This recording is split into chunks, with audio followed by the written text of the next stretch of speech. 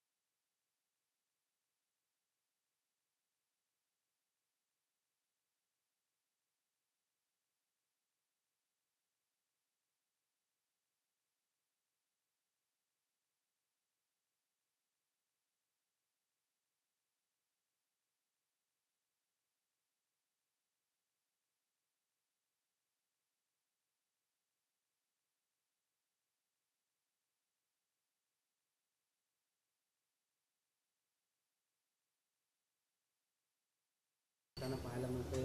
MIM कडून शुक्रवारी कोल्हापूरमध्ये मोर्चा निघतोय, काय सांगा? नाही, आता हे असे मोर्चे घराला आपण परवानगी देता कामा नये. मी जिल्हाधिकारी जिल्हा प्रमुख पोलिसांनी बोलेन.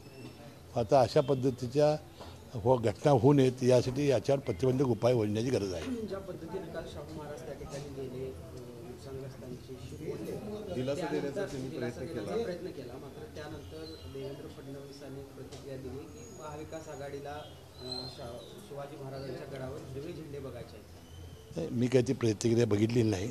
मी अधिक माहिती घेतल्यानंतर बोलेन.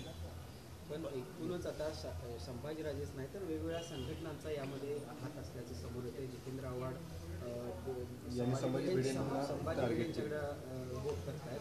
वंचित बहुजन आघाडीनं देखील तशा पद्धतीनं शंका. ठीक आहे, त्याची चौकशी आपण लवकरच होईल आणि काय खरं आहे ते आपल्यासमोर येईल. तर आठवडाभर आधी या सगळ्या आंदोलनाची माहिती संभाजीराजे यांनी दिली होती किंवा तिथं बऱ्यापैकी 14 तारखेला लोक जमतील, 13 तारखेलाच किंबहुना जमायला सुरुवात होईल अशी शक्यता होती. मात्र पोलीस प्रशासनाने त्याकडे दुर्लक्ष केलं. ठीक आहे, आपण चौकशी निश्चितपणाने करू. बैठकीची खरं तर आणि जी कारवाई नंतर झाली, जी आंदोलन झाल्यानंतर आता जी अतिक्रमण हटवायची कारवाई सुरू होते, तीच आदल्या दिवशी निर्णय घेणं शक्य नव्हतं का? नाही, मी त्याबद्दल जिल्हाधिकाऱ्यांची माहिती गेली. मी काल जिल्हाधिकारी कार्यालयात दिवसभर होतो. जिल्हाधिकाऱ्यांनी सांगितलं, मी म्हटलं ही कारवाई तुम्ही आधी काय केली नाही? तर ते म्हणाले की आम्हाला AGचं ओपिनियन आलं नव्हतं. ज्यावेळेला एखाद्या गोष्टीला उच्च न्यायालयाची स्थगित येते त्यावेळेला आम्ही तिकडे लक्ष देत नाही. परंतु काल त्यांनी खोलामध्ये जाऊन ज्यावेळेला चौकशी केली, AGचा त्यांना सल्ला आला त्यानंतर त्यांनी कारवाई करण्याचं आश्वासन दिलं आणि काल कारवाई केली. तुम्ही म्हटलं की न्यायप्रविष्टी बाब होती, मात्र संभाजीराजेंनी म्हटले की पालकमंत्री खोटी माहिती देतात. ही न्यायप्रविष्टी काही मोजक्याच अतिक्रमणांची मग आहे, त्यामध्ये सगळ्या नव्हती. हे जिल्हाधिकाऱ्यांनी मला सांगितलेलं आहे. प्रशासन म्हणजे जिल्हाधिकारी, जिल्हा पोलीस प्रमुख त्यांनी सांगितलं होतं की न्यायप्रविष्ट बाब आहे. न्यायप्रविष्ट बाबमध्ये काही नव्हत्या, त्याचा एजीचा त्यांनी रिपोर्ट घेतला आणि त्याप्रमाणे काल कारवाई केलेली आहे. संभाजीराजेंचं नेमकं काय सुरू आहे? एका बाजूला म्हणतात की धार्मिक वाद नाही, दुसऱ्या बाजूला म्हणतात हा सगळा शिवभक्तांचा आक्रोश आहे. आता ते त्याला तुम्ही विचारलं पाहिजे काय आहे ते. घटनेचे समर्थन देखील ते करत चुकीची घटना घडलेली आहे हे म्हणत नाहीत. तुम्ही तरी संभाजीराजे यांच्या खांद्यावर बंदूक ठेवून हे सगळं केलं असावं असं वाटतं का? कारण ज्या पद्धतीने संभाजीराजे त्या ठिकाणी पोहोचण्याआधीच तो सगळा ते तपासात बाहेर येईल. तुम्ही काल जिल्हाधिकाऱ्यांची किंवा पोलीस प्रमुख कशी बोला, म्हणजे प्राथमिक माहिती आपल्याला काय देण्यात येते, कशामुळे घडलं सांगितलं गेलं? तर मी सांगितलं तुम्हाला की त्यांना शब्द देण्यात आला होता की अनुचित प्रकार तिथे घडणार नाही. अशा पद्धतीने थोडीशी पोलीस गाफील राहिलेले दिसत आहेत. हे सत्य चौकशी झाल्यावर येईल. इंडिया आघाडीने तिथं जाऊन मदत केली.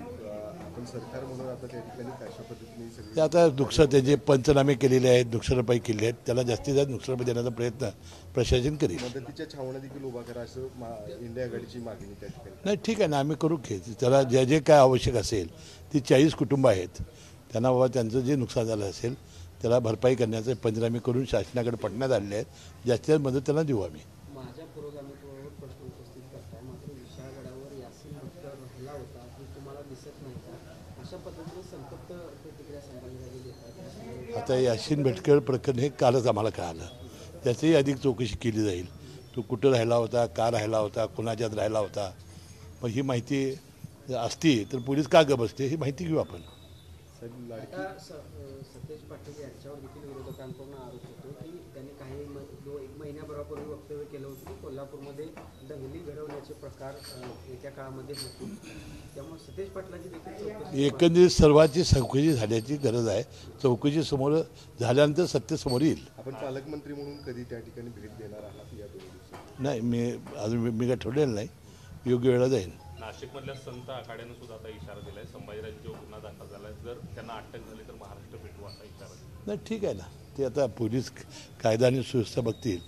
परंतु आता माझं मत आहे की याला वातावरण कसं शांत राहील हे बघण्याची आवश्यकता नाही. माझी त्यांची काही चर्चा नाही. हे सगळं इंडिया आघाडी त्या ठिकाणी गेल्यानंतर हे राजकारण करतात अशा पद्धतीच्या देखील टीका व्हायला सुरुवात झाली. आपल्याला तसं वाटते का? कारण उद्या सद्भावना रॅलीचं देखील आयोजन इंडिया आघाडी करते. ठीक आहे बघा, प्रत्येक पक्ष आपापली भूमिका वठवत असतो.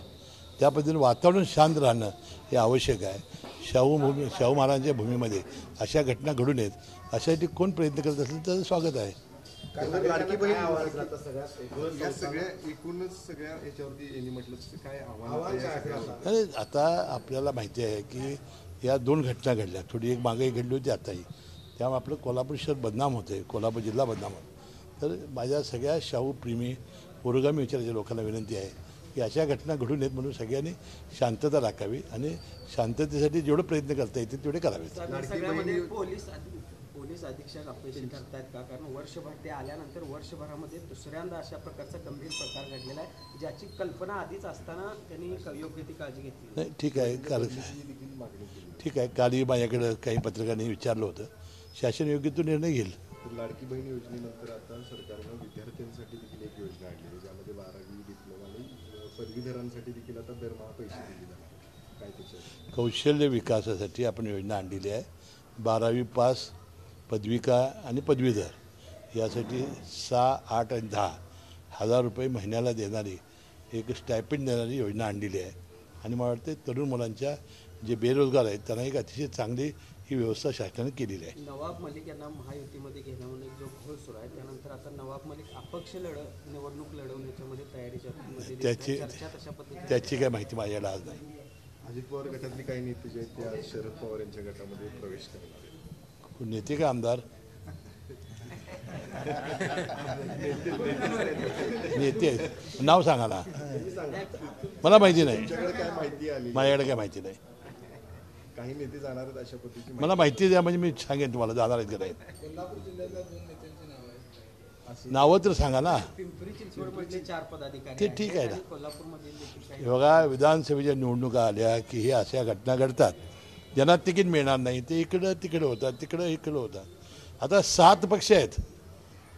शिवसेनेचे 2 झाले, राष्ट्रवादीचे 2, भाजप, काँग्रेस, मनसे, वंचित. त्यामुळे आता भरपूर स्वातंत्र्य आहे लोकांना बोलायला.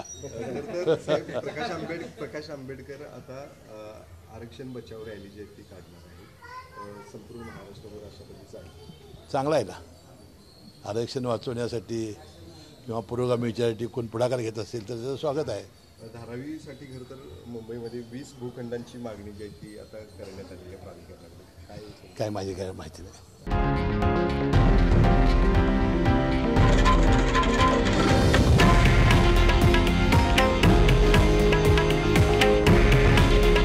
हे आहे देशातील नंबर 1 न्यूज नेटवर्क आणि आपण पाहत आहात TV9 मराठी. काळजी तुमची, हित महाराष्ट्राचं.